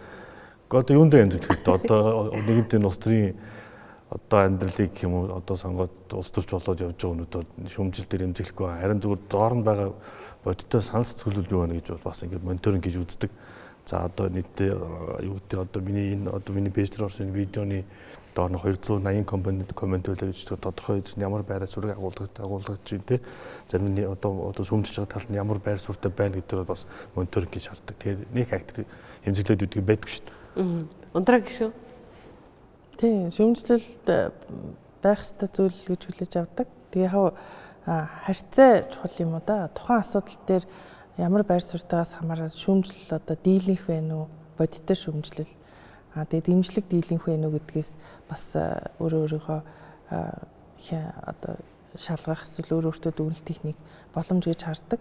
Яг шүүмжлэлийг эмзэг хүлээж авах асуудлыг эхэндээ бол гадаад харилцааны яамны тусгай үүрэг гүйцэтгэгч элчин сайд байх үедээ одоо хамгийн их тийм нийгмийн шүүмжлэлтэй халуун сэдвээр ажиллаж тэн дээр бас нэлийн хатуурдсан гэж хэлж болно. Тэгээд цөмийн асуудал, цөмийн эрчим хүчний асуудал, урааны асуудал, цацраг идэвхийн хяналтын асуудал тийм ээ. Тэгээд тэр тухайн үедээ бол Фукушимагийн ослын дараа дэлхийн нийтээр бас цочирдсан байсан. Тэгэхээр тэр шүүмж болон олон нийтийн бухимдал энэ асуудлууд дээр бас нэлээд хатуурчсан. Тэр маань одоо дараагийн улс төрд явхад бол бас хэрэг болдог. Тэгэхээр ямар ч шүүмжлэл яг тэр түвшний өндөр хатуу шүүмжлэл байгаагүй. Дархлаад тагцсан гэж хэлж болох юм. Зэнгүүн гişүү. Яг бодит бодлогын шүүмжлэл бол гоё шүү дээ. Яг ингээд бодлого яриад, зарчим яриад энэ бодлого чи ийм болохоор болохгүй маа. Энэ бол энэ зөв буруу ч гэдэг юм уу тийм байдлаар хилцүүлэг өрнөдөг бол тэр надад айгүй гоё санагддаг л та. Нөгөө талдаа бас одоо гүтгэлэг их байдаг. Ор тас худлаа мэдээллүүд явж идэг. Тэгээ тэр бол хувийн хувьд бол мэдээж сайхан санагдахгүй шүү дээ. Тэгээд мэдээж хэрэг улс төрч хүн болгоно л ингээд гүй яста асуудалгүй би бол тоохгүй гэл ингээд яаж байгаа. Тэгээ тэгж хэлж байгаа шалтгаан нь болохоор тэр хүн чинь нөгөө нэг амьдралынхаа сонголтыг хийсэн. Тэгээд аюу олон залуучууд надтай уулзаад бас асуудیں۔ Яа тэгээд одоо ингээд гүтгүүлээд байгаад хэцүү байна уу юу байна уу гэд. Гэтэ ингээд хэрвээ тэгж байгаа шалтгаан чинь ер нь бол хин нэгний эрх ашиг л дандаа хүндсэн байгаад. Одоо жишээ нь би нийслэл яагаад 300 тэрбум төгрөгөөр хятадаас нүүрс оруулж ирээд байгаа юм бэ гэж хэлэх ч үгүй юм уу те. Тэр чинь нөгөө талд нь цаана нь ирэх ашиг байгаа. Эрчим хүчний салбарыг ховчлаач, наад татвар байгаад байгаа тусгай зөвшөөрөл тэр зүйлүүд байхгүй болгооч гэдэг ч юм уу те. Ингээд энэ зүйлүүд чинь дандаа нөгөө талд нь тэндээс одоо хамааралтай тий. Тэр нь хуучнараа байж ахын сайхан байгаа хүмүүсийн эрх ашигыг хөндөд байгаа учраас тэр чинь нөгөө бүтэлгүүд тарах шаардлагууд болж идэг. Тэгэхээр магадгүй энэ чинь нөгөө нэг хүн өөрөө сонгож байгаа сонголтууд шүү дээ. Хинт ч гүтгүүлэхгүй, хинээр ч муу хэлүүлэхгүй явах боломж байгаа юм байгаа. Юу ч хэлэхгүй яваад иж болно. Гарч ирж ярихдаа дандаа ингээд эерэг юмнууд яриа л тий. Ингээд юм асуудал гайгүй болж штэ юм байна штэ гэд. Тэгээд байвал хинт ч гүтгүүлэхгүй явах боломж бүх улс төрчнөрт байгаа. Гэхдээ тэгж явлаа гэд манай улсад өнөөдөр шийдэгдэх ёстой маш их асуудлууд байгаа байхгүй. Тэр утгаараа магадгүй өнөө цагийн улс төрчид нэр хүнд муутай болсон ч байсан хамаагүйгээр бодит байгаа байдлуудыг гаргаж ирэх ёстой л гэж би бол хавтаа бодоод байна. Лусан жамж гişүн шүүмжлэл төрччихэд шүүмжилсэн хүн болгоны доор комент бичиж байгаа харагдчихсэн. Би бүр ямар уухгүй хүн бэ гэж харж байсан. Тийм шүүмжлэлийг би бол дараахнаар хүлээж авдаг. Шүүмжлэл байна гэдэг чинь өөрөө ядаж ардчилсан улсын төвшөнд байна гэж ойлгодог. Хин ч шүүмжлэгийг ойлгох юм бол энэ бол дарангуул шүү дээ. Тэгэхээр гол нь төвний төлөөлөлөд төрөө төсөж байгаа хүмүүс бол нэг зүйл дээр их сайн анхаарах хэрэгтэй гэж боддог. Тэр нь бол сэтгэл зүйн хувьд эрүүл байх хэрэгтэй. Дотоод амар амгалангаа хадгалдаг байх хэрэгтэй. Гэтэ нөгөө та сая хэлсэн ингээд олон комментууд дээр хариуцдаг. Тэрийг бол ингээд эрүүл шүүмжлэл байгаад мэтгэлцээ гэж гинүү. Эсвэл зүгээр л үзэн ядж гинүү, эсвэл зүгээр харлуулах зорилготой байна уу гэсэн. Тэр зүйлийг ингээд мэдрэхийн тулд заримдаа хариу коммент бичдэг л те. Тэгээд яг үнийг хэлгээд 10 шүүмжийн 9 нь бол зүгээр л одоо тухайн үеийн бухимдсан хүн те. Тэгээд ялангуяа коммент бичсэн цагийг харахаар шөнө 1-2-ийн үед 5 дахь орой ч юм уу те. Яг ингээд жоохон халтсан ч юм уу. Тиймэрхүү нөхдүүд нөгөө стрессээ тайлж байгаа юм болоо гэж боддог. Гэтэ яг нэг ч үний ч гэсэн стрессийг тайлаад явж байгаатай бол баяртай л үүдэн шүү дээ. Одоо би ингэж асуумаар байна л да. Сая хэллээ улс төрчлөлт тий одоо янз бүрийн хар шүүмж гээд ер нь одоо ингээ харж байхад залуучууд ер нь хувьсгал хийдэг тий ихэнх улс оронд залуучууд шинийг яадаг шинэ гişүүд агаар сэлэгдэг хэр улс төр хэр ойрхон байна залуучууд нэгдүгээр та хоёрдугаарт одоо эх онд биднэрт ер нь гэрэл гээгээ байна уу улс орн маань одоо саяны та бүхний ярьж ирсэн сэдвүүд тэ биелэлээ олох ийм гэрэл гээгээ хэр зэрэг ойрхон байна. Яг гэвэл маш олон хүн та нарыг итгэж найдаж хүлээж байгаа учраас тэрэн дээр нэг хариулт өгөөд хэдүүлээ ярилцлага өндөрлөгөө. За түрүүн би саяны яриаар оргосон юм дээр сошиалын юм дээр нэг маш товчхон хэлээд юм. Тэгээ сошиал улс төрчин сошиалыг дагалдаг байх, олон нийтийн сандуулыг сонсдог байх. Гэхдээ харамсалтай нь Монгол санаатаагаар зориудаар зохиомлоор юм шуурга дэгдэж улс төрчдийг намдаг нэг юм маш түгээмэл болчиход байгаа. Тэгээ энийг ялах нь их чухал байгаа юм аа. Тэгээ тэр шуургыг сөрөөд зогсож чадж байгаа улс төрч бол яг итгэл эмшилтэй улс төрч. Тэрийг дагаад алдаа гаргаж байгаа тохиолдол маш их байна. Одоо гиндээ тийм сошиалоо дагаад өөрөлдөл хоосон манипуляц гэдэг юм тоглоом хийж байгаа тэр сошиалыг дагаж гол жанжин шугам алддаг. Улс төрийн шийдвэр гаргадаг ийм тохиолдол байгаа. Дээр нь бас нэг онцолж хэлмээр зүйл бол манай улс төр тогтсон нэг засмаар зүйл байгаа. Хий гэсэн юм аа нэг нь сонгогдчиход эрхийг авчаад хийхдээ хулчгаар байдаг. Сошиалоос асуудаг, олон нийтээс асуусан болдог. Хийгээ сонгоцсон байна. Тэгээ энэ дээр бол улс төрийн зориг гаргадаг байх хэрэгтэй. Тэгэхгүй бол ямар ч зүйл хийж чадахгүй. За одоо зөв таны сая асуулт Монгол улс чинь Монгол үндэстэн чинь өөрөө түүхээсээ цөөхөлөө хэрнээ маш ирч хүчтэй. Дэлхийд өөр хаанч байхгүй тийм хүсэл тэмүүлэлтэй артсан. Хүсэл тэмүүлэлтэй дэлхийн гүрэн байгуулж явсан дэлхийн бодлогыг хэдэн зуун жил тодорхойлж ирсэн ийм дурсамжтай тэр нь бидний дотор байдаг. Одоо ч гэсэн илэрч байгаа. Тэгээ тийм болохоор Монголын ирээдүйд бол ямар ч хэрэгэлцээ байхгүй. Тэгэхээр ирээдүйг заавал залуучууд бүтээдэг юм биш. Асуудал гараад бусад үеийнх нь ажиллаа хийж байгаа хүмүүс нь шийдэж чадахгүй бол залуучууд жигсдэг, босдог, хувьсгал хийдэг болохоос биш зөв нийгэмд бол залуучууд ажиллаа хийгээд юмаа урдах юмаа бүтээгээд явдаг. Тэгэхээр одоо бид нар бол улсынхаа ирээдүйд итгэлтэй байх хэрэгтэй. Өнөөдрийн болж байгаа энэ улс төрийн үйл явц бол ийгээд сайн харах юм бол 10 жилийн өмнөхөөс хамаагүй дээр шүү дээ. 20 жилийн өмнөхөөс Монгол хамаагүй агсан шүү дээ. Улс төрийн үед энийг чамлахгүйгээр харин эндээ харин бас ханахгүйгээр одоо энэ 126 гишүүнтэй улсын их хурл болон улс төрчид нас үйл харгалзаад, хүүс үйл харгалзаад өөдрөгөр алхамар асуудлаа түрүүн хэрдэг нэг улс төрийн намын ч юм уу хувийн эрх ашиг биш. Нийтлэг том эрх ашигаа барьж авч байгаад жижиг асуудалтай зурлаж хоорондоо хэрэлдэх биш. Том асуудал дээр хамтарч байгаад гол суур асуудлаа зоригтой шийдэх хэрэгтэй юм байна.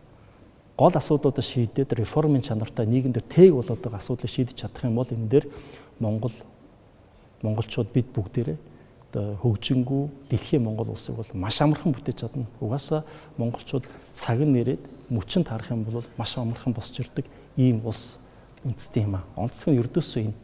Тэгээ бидний хүч бол бид нар дотор байгаа. За би бол хэдийгээр 2025 улс төрийн хувьд маш юм бас өмнө дүүэнтэй байсан ч гэсэн 26 хоног гэрэл хийгээтэй төсөөлөсөө гэж бас энэ телевизийг үзэж байгаа хүмүүстээ хэлмээр байна. Юу гэхээр би олон улсын парламентын холбооны парламентчдын хүний эрхийн дэд хорооны тусгай хорооны дэд ерөнхийлөгчөөр ажилладаг. Тэгээ энэ дээр нөгөө улс орон даяар дэлхийн одоо 100-аад улсын 500 одоо нөгөө хүний эрхийн асуудал парламентчдын тэ улс төрийн одоо асуудлууд дээр ажилладаг. Тэгээ энэ Африкийн улсууд, Өмнөд Америкийн улсууд одоо юу гэдгийг Станы орнууд гэдэг олон асуудлуудтай ингээд харж байхад манай Монгол улс ийм одоо суур асуудал байхгүй ямар одоо үнэхээр аз завшаануу ингээд тусгаар тогтносон улс байгаад ийм суур одоо нийгмийн зөвшөлтсөл уг нь хийхэд маш амархан улс юм бэ гэдгийг бол өдрөөс өдөрт маш их мэдэрдэг. Биднэрт шашин хоорондын мөргөлдөөн байхгүй, биднэрт цөөнхийн одоо юу гэдгийг зэвсэгт мөргөлдөөн байхгүй гэд суураараа бид нар чинь манай Монгол улс 3.5 сая хүнтэй нэгдмэл ийм сайхан улс байгаа. Тэгвэл манай Монгол улсын хувьд юу асуудал байна гэхээр ер нь нөгөө нэг түрүүний бас найдлаа гişүнчлээ. Жижиг юм дээр анхаарахгүй, хит одоо ямиг улс төр гэж харахгүйгээр хамтаа нийлээд ямар дэвшил гарах уу гэдгийг л энэ төрд байгаа хүмүүс илүү бас сайн ойлгож хамтарч ажилласаа гэж би бол хүсдэг. Тэгээ энийг ингэж ажиллах бас нэг хөшүүрэг нь бол зөвхөн одоо энэ 126 бид нар эндээ ингэж байхаш олон нийтийн бас нэг санаа бодол хүчтэй сайхан илэрхийлэгдээсэ гэж боддог.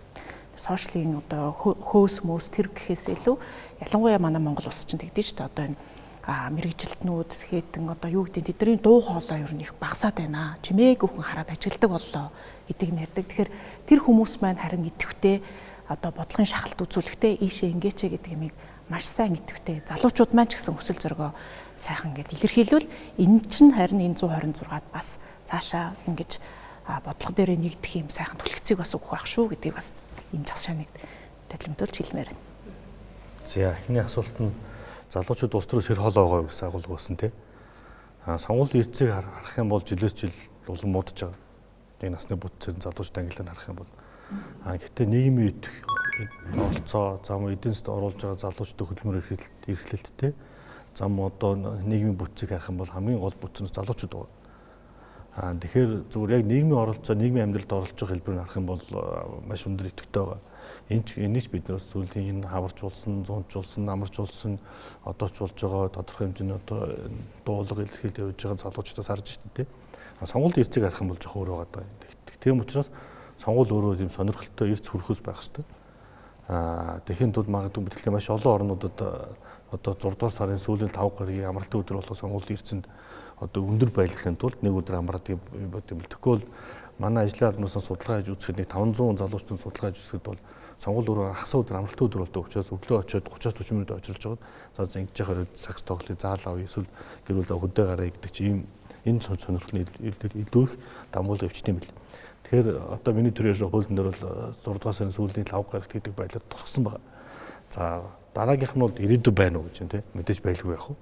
Энд чи одоо бид нар чи нэгдүгээр өвс соёл, үүх, түүх, бахарх зүйлтэй тий. Дөгөр эргээд харахад өөрийн хийж бүтээсэн зүйлтэй, урагшаа тэмүүлэх хүсэл мөрөөдөлтэй тийм улс шүү дээ. Залуучууд бүгд өсөлт мөрөөдөлтэй, бүгдээрээ сайхан амьдрах юмсан, хүнээс дутуу, илүү дутуу сайхан амьдрах юмсан, зорсондоо өрөх юмсан гэдэг энэ зорилго байгаа. Ер нь бол яг нэг үгүйхэд бас юмд нь саад дотор хийж байгаа юу бол улс төр өөрөө шүү дээ. Энийг бид нар хөлөнчрөх хэрэгтэй байдаг. Улс төрийн докторгүй байдал, улс төрийн үйл ойлголцолд эрх мэдлээ болоодчих хэлбэр, төрийн мөнгнөөс эхэлж ашиг хүртдэг, аавтайгаа хүүтэйгээ нийлж байгаа жижиг дүндүүлэлт санг авчдаг, аавтайгаа ээжтэйгээ нийлж байгаа босрлын зээлийн санг хулгайлцдаг. Яг боддоор энэ ч өөр энэ залуучдын идэх оролцоо ингээд итгэл найдвар үгүй болоод байгаа юм. Тэгэхээр энэ өөрчлөлт юм энийг өөр бид нар одоо парламент дотор засгийн газар дотор өөрчилж чадах юм бол энэ итгэл найдвар сэргээл аюу амрах. Бид нарт маш их гэрэл дээр идэв байна. Сайхан хөгжиж цэцгэлт байна. магадгүй 5-10 жилийн дараа бид нэр эргээд харахад өөрсдөө хийж бүтээсэн зүйлтэй түүгээрээ барах сэтгэлтэй залуучууд бий болно гэдэг итгэлтэй байна.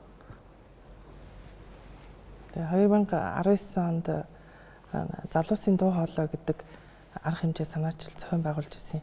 Тэгээ тэр ямар зорилготой байсан бэ гэхээр ер нь ажиглахад одоо маш олон залуучууд улс төр муухай гэдэг үүднээс ер нь хол явъя, улс төрчид бол онцгүй гэдэг тийм сөрөг юм хандлага үзүүлж анзаарчихсан л та. Тэгэхээр ер нь хэрвээ одоо манай улс орнд ингээд асуудал байна, асуудлууд байна, энийг шийдъя гэвэл бүгдээрээ оролцоотой байх хэрэгтэй.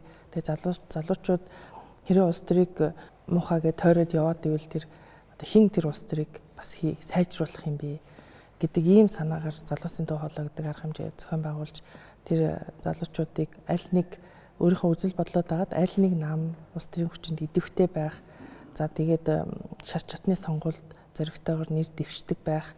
Тэгээд хамгийн гол нь сонгуульдаа оролцож саналаа өгдөг байх. Энэ сэтлийг одоо дэмжих үүднээс.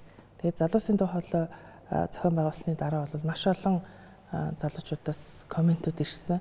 Юу гэхээр ер нь бол ингээд бид нар дуу хоолойгоо өрөхгүйгээр ингээд хойшоо суугаад ах юм бол юм сайжрахгүй гэдгийг бол ойлголоо. Ярилцлаа гэд. Тэгээд тэр арга хэмжээний дараа бас нэлээд хэд хэдэн залуучуудын тэндээс одоо санаа сэтэл авсан ч байх одоо сумын иргэдийн оролттой өрсөлдөөд би ялт байгуулсан, би ингээ улс төрд орсон, тэгээ энэ намыг сонгосон гэдэг ингээ ер комментод хэрж исэн. Тэгэхээр ер нь зүгээр миний хувьд нэг л жишээл энэ байна л да. Гэхдээ олон талаас нь харж үзэх юм бол мэдээж бид түрүүн хэлсэн парламентын засаглалыг бэхжүүлэхийг бол улс төрийн намууд бэхжих ёстой, улс төрийн намууд хөгжих ёстой, улс төрийн намуудын хөгжлийн хамгийн гол гарц суурь бол ирээдүй залуучуудын оролцоо. Тэгэхээр иргэний идэх, иргэний одоо хариуцлага, иргэний хариуцлага үүрэг аль аль нь цуг явна тийм ээ ирэх хоёр нь. Тэгэхээр ингэжж бид улс орн маань сайхан болох суурь тавигдах болохоор улс орны ирээдүй өөдрөг оптимист байдлаар харж байна. Гэхдээ энэний нэг чухал огтур нөхцөл нь бол залуучуудын маань оролцоо. Тийм болохоор дахиж хэлмээр байгаа нь холдож одоо холоос шөмжлөхгүйгээр илүү дунд нь оролцож идэвхтэй байр суурийг илэрхийлж эсвэл одоо шийдэл гарц гаргалгаа хамтдаа хайж ингэж иргэнийхээ үед хийдэгтэй байгаараа л залуучуудаа уриалмаар байна. Миний бодлоор бол ирж яваа цаг гэдэг шиг манай арчлал одоо 30 жилийн настай. Тэгээ тэр утгаараа бас залуу штэ манай нийгэм суурь бүх юмнууд бол шинээр ингээд тогтох гээд ингээд явж байгаа. Одоо яг нөгөө эд бэр суугч байгаа. Тэр үед нь энэ цаг үед нь хүн болгон ганцхан улс төрчид ч гэлтгүй иргэн болгон хувь хүн болгон эндээ оролцоотой байгаад хариуцлагатай зүв байгаад явах юм бол манай нийгэм өөрчлөгдөх их гоё момент дээр байгаа юм байна гэж би харж байгаа. Тэр нь яагаад тэгэхээр нөгөө хүн амын насжилт маань манайх залуу улс тэр утгаараа ингээд нөгөө нэг реформууд ч тэр ингээд өөрчлөлтийг их хурдан хүлээгээд авчин нүүдэлчд учраас бас шин зүйлийг их хурдан бас ингээд нөгөө өөрсдөө ингээд шингээгээд аваа явчих чаддаг. Тэр утгаараа манай улсын бас ингээд ирээдүй айгүй гэрэл гээтэй байдаг гэж би бол хувьдаа хардаг. Тэгээд цаад утгаараа бас ингээд нөгөө бид нар ингээд монголчууд одоо ингээл Монголд бүх муу хүмүүс сугалцсан юм шиг дэлхийн хамгийн муу хүмүүс Монголд байгаа юм шиг өөрсдөө дандаа доош нэгээл ингээ харааддаг. Гэхдээ ингээ дотор нь байгаад байгаа болохоор бас анзаарахгүй байгаа ч гэсэн сайжирч л байгаа шүү дээ. Бас ингээ сайжирдаг юмнууд байдаг. Нөгөө сайн мэдээ бас ингээ төгдгүү гэдэг шиг ингээ ямар ч л байсан өмнөх нэг 10 жилээ бодвол нэг жоохон ч ихсэн ахиад явж байгаа. Ахих тэр нөгөө нэг соёлын одоо яг тэр нэг хөрсүүд нь бий болж байна те. Өнөөдөр өмчийн талаар бид нэр ярьдаг болчихно. Чөлөө зах зээл ярьдаг болчлоо. Ингээд ирэхэр чинь аль аль утгаараа ингээд сайжрах байх. Улс төрийн намууд нь намын үзэл баримтлаа ярьдаг болчихно. Тэгээд эн чинь өөрөө ингээд бас сайжирч байгаа илрэл ах гэж хардаг. Тэгээд тэр зүйл нь болохоор ганц зүйл нь бол бас гэрэл зүгээр асчдаггүй. Тэгээд гэрлийг асах хэвээр. Тэгэхээр өөрөө оролцох хэвээр. Хин нэгэн таны өмнөөс таныг ажиргалтай болгож чадахгүй таал одоо өөрөө ажиргалтай болно шүү дээ. Тэр утгаараа бас ингээд нэг улс төрчч байд юм уу таны амьдралыг сайхан болгож чадахгүй. Тэгэхээр өнөөдөр амьдралаа сайхан болгохын төлөө та өөрөө хичээх хэрэгтэй, та өөрөө ажиллах хэрэгтэй. Би ч гэсэн одоос ажиллаж байгаа. Тэгээд тэрэн шиг ингээд бид бүхэн одоо хариуцлагыг бас өөртөө аваад арчилтай хамт биднэрт эрхчлөө ирсэн. Эрхчлөөгийн нөгөө тал нь бол хариуцлага байдаг. Тэр утгаараа бид нар хариуцлага бас ингээд сайн болгоод явчих юм бол манай улс бол ингээд асуудалгүй одоо ингээд нөгөө нэг сар улгаантай хүмүүс байгаа юм чинь монголчууд бол зөв замдаа явж л байгаа ах гэж бол итгэдэг. Тэ. Хөгжил өөрөө ирдэггүй, хөгжлийг авчирдаг. Тэгээ энэ авчрах хүн хинбэ гэхлээр ямар нэгэн ерөнхийлөгч ч юм уу, ерөнхий сайд ч юм уу их хурлын гишүүн бол авчирч чадахгүй. Залуучууд л ирээдүйг бүтээж чаддаг. Залуучуудад сайн тал байна, сул тал байна. Тэгжижил савд үрдэг. Энийг бол нэг асуудал гэж би бол боддоггүй. Гол нь бид нэр оролцоотой санаачлагтай байх хэрэгтэй. Ядаж хороо баг сөөхийн хуралдаа суумаар байна. Ардчлалын суурь төвшин дээрээ бид нэр оролцоогүй юм бижиж. Одоо дүүргийн засаг дарга, дүүргийн иргэдийн төлөөлөгчтэй нийслэлийнх ч юм уу аймаг сумынх те. Тэгээд их хурлын зүйл дээр очихлаар одоо оролцоо нь хангагдаж гин гэж ойлгоод идэг. Хүн болгоны оролцоо байж ижил хөгжил ирэх болов гэж боддог. Тэгээд санаачлагтай тал дээр бол асуудал ярьдаг хүмүүс маш их байна. Асуудал дэвшүүлж байгаа бол шийдлийн дандаа санал болгож явах хэрэгтэй. Асуудал ярилцаад ямар ч тэндээс хариу гарахгүй асуудал байгаа юм байна. Энэ бол зүгээр л нөхцөл байдлыг бид нар хоорондоо ярьж байгаа гэсэн. Тэгэхээр заавал шийдлийг санал болгодог байх хэрэгтэй. Дээрээс нэмээд бид нар санал зөрөлдөж сурмаар байна. Өөр үзэл баримталтай байна. Өөр зарчимтай байна. Энэ дээр өөр бодолтой байна гэдэг хүлээн зөвшөөрч сурах хэрэгтэй. Эсвэргээрээ бид нар зарчим дээр санал нэгдэж байгаа бол тэрэндээ тууштай байж сурмаар байна. Тэрнийхээ төлөө зүтгэдэг баймаар байна. Тэрний дэвшүүлсэн үнийг хамгаалдаг баймаар байна. Тэгээ хамгийн сүүлд нэг зүйлийг л тодгож хэлмээр байна. 8 тэрбум хүн амтай энэ дэлхийд 3.5 сая монголчууд хамтдаа л туулна. Бие биедээ жоохон түшигтэй толгууртай баймаар байна. Хүлээцтэй баймаар байна. Зөөлөн ханддаг баймаар байна. Гэхдээ зарчимтай бас баймаар байна, тий. Тэгээ бүгдэнд нь шинэ оны минь төргий. Тэгээ ирээдүй бол бидний гарт байгаа. Бид нар хамтдаа бүтээж чадна гэж бодож байна. Та бүхэнд бүгдэнд нь эрхчлэлдээ одоо юу сансан, юу хүссэн, одоо юу төлөвлөсөн, юуг одоо туугаалж явах энэ бүх одоо хууль эрх зүй, хувийн аж амьдрал бүхэнд чинь сайн сайхан амжилт бүтээлийг хүсэн өрөө манай Тэнгэр телевиз агаар сэлгэгчд гэж та бүхнийг нэрлсэн улс төрд агаар сэлгэж одоо бидэнд бас бидний ахуй амьдрал улс орны маань хөгжилд нэмэр нөлөө болох үс чухал хуулиудыг санаачилж мөн түнчлэн хяналт хэрэгжилтийг хяндаг чухал үүргээ сайн биелүүлээсэй гэж хүсэж байна. Тэнгэр телевизийн Тэнгэр панел одоо агаар сэлгэгчтэй ярилцлаа.